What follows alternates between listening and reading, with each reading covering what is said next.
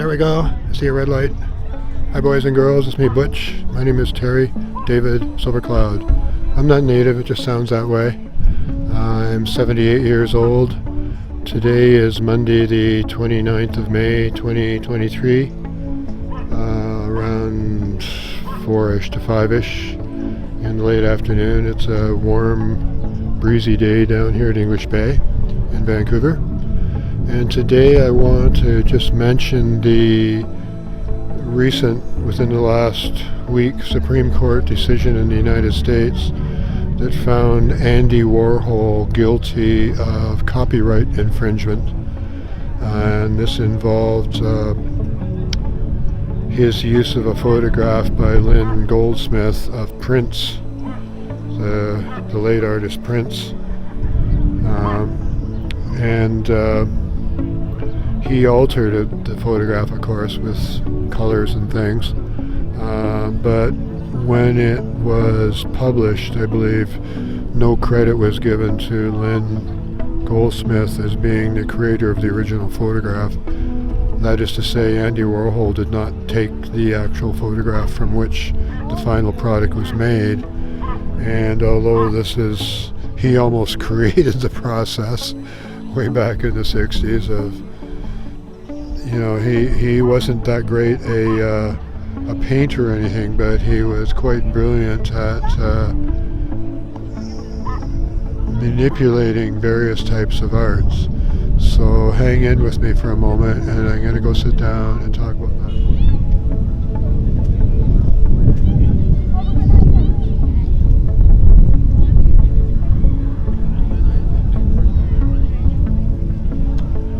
Today I'm wearing Joe Snyder brand, one of my very favorite brands of bikini. The black and white stripes, I think is last year's, and they probably are sold out because I got these on sale over the winter. So I want to mention a bit before I go about Andy Warhol, teach you a few things that I know about Andy Warhol.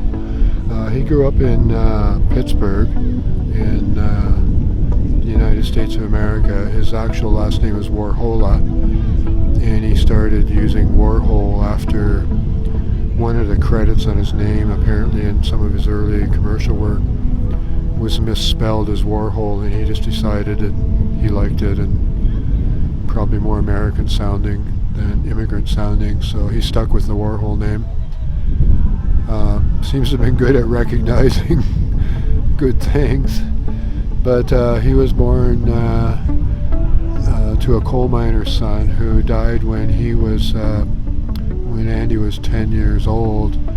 Andy had what was called St. Vitus dance, which is a kind of, I believe, nervous disorder, and made him quite sickly when he was young and caused him lifelong pigmentation and skin problems and hair problems. Hence part of the reason he got into wearing his trademark wigs, the white wigs, to cover up his skin problems and things, plus big glasses and stuff. So his dad died when he was 10 years old and had left some money behind for his education, and I think the family recognized he had some artistic talent, and he had planned to enroll at the Pittsburgh Art Institute, but apparently chose Carnegie Mellon commercial art instead. And they didn't want to graduate him, I hear, because he was a bit dyslexic or something and couldn't write a thesis, which was required. But they graduated him anyway, and he went off to Manhattan and became an immediate success. He was born in 1928, so in 20 years later, 48 to 50s, he was arriving at a very good time in Manhattan. Photography was not yet being used widely in magazine or paper printing. Drawings were what was being used in catalogs and advertising. Drawing was still the main thing, and photography would not really come into its own for another 10 years in the print media. So he immediately became well known for his shoe illustrations. And one of the tricks he used was something he picked up in art school, which was a process where one draws quite quickly with wet ink on one sheet of paper whatever you're going to draw, so that the whole thing remains wet but not drippy. And then you take the entire sheet of paper, lay it flat on another sheet of paper, and transfer the image from the first drawing to the second. And he used that extensively in his shoe illustrations, and made enough big bucks that he moved him and his mother to, I believe, the Bronx, a house he bought in the Bronx where he lived with her. So he didn't really need money when he decided he wanted to be better accepted as an artist, but once he had been around for a while and the 60s were just starting to happen, he rented a studio space and then a larger studio space, which became the factory. And he had seen a smaller place would have been lined with tin foil and aluminum foil, the walls and ceilings.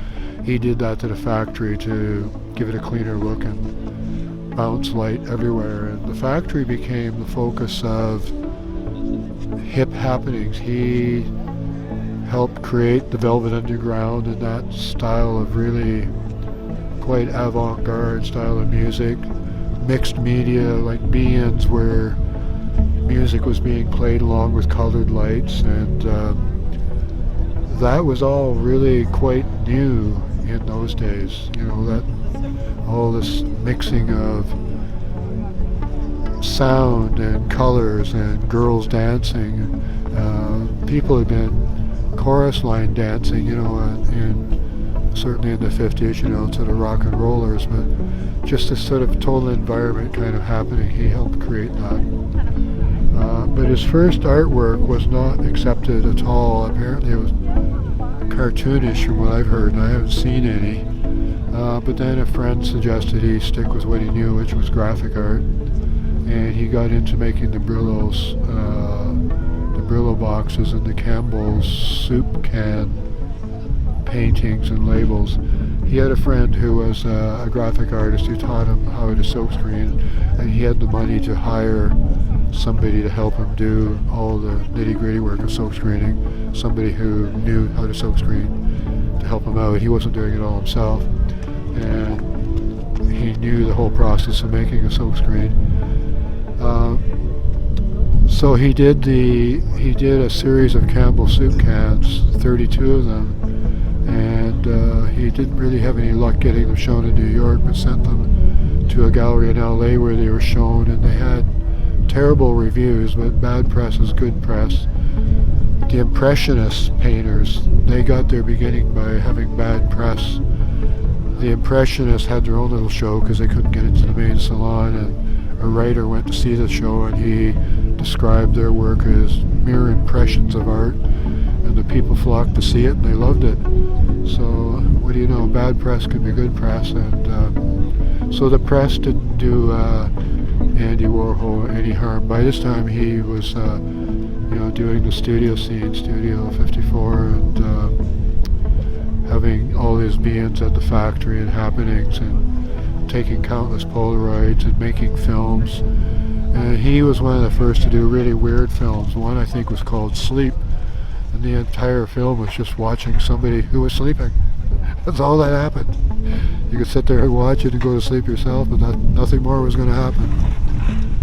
So Andy, he was more famous for being famous and for being a really brilliant idea person, taking photography and combining it with a different form of silk screening. You know, you're all familiar with, I think, his Marilyn Monroe type silk screens and many other people he did. So that's what he was sort of, for which he became famous. He died eventually. He got shot, but he survived. But he eventually died, I believe, of heart failure at a fairly young age, I think in his 50s. So Andy Warhol, he wasn't particularly good at painting. He was a lot better at drawing, particularly graphic arts style of drawing, rather than detailed, fine penmanship drawing, and he certainly wasn't particularly skilled in painting skills, depth and stuff like that. But he was brilliant in his use of colors and his mix and match ideas that he had. So I've gone on and on and on and on and on and on, and maybe you're still here, maybe you're not. I was just trying to teach you a bit about Andy Warhol, and that he became famous more for being famous, and he didn't need the money when he got into trying to be famous. He was already well off as a commercial shoe illustrator. If I get lucky, some ducks are going to wander into the, not ducks, some geese are about to wander by me here. Maybe they won't. I don't want to keep running this thing forever and ever. So I'm going to walk over to the camera and I'll show you some of our local gooses. We're trying to reduce the population and they're debating about how to do it. By summertime there'll be like 100 geese down here. Hang on, it's going to be bye-bye from Butch. I'm wearing Joe Snyder bikini today.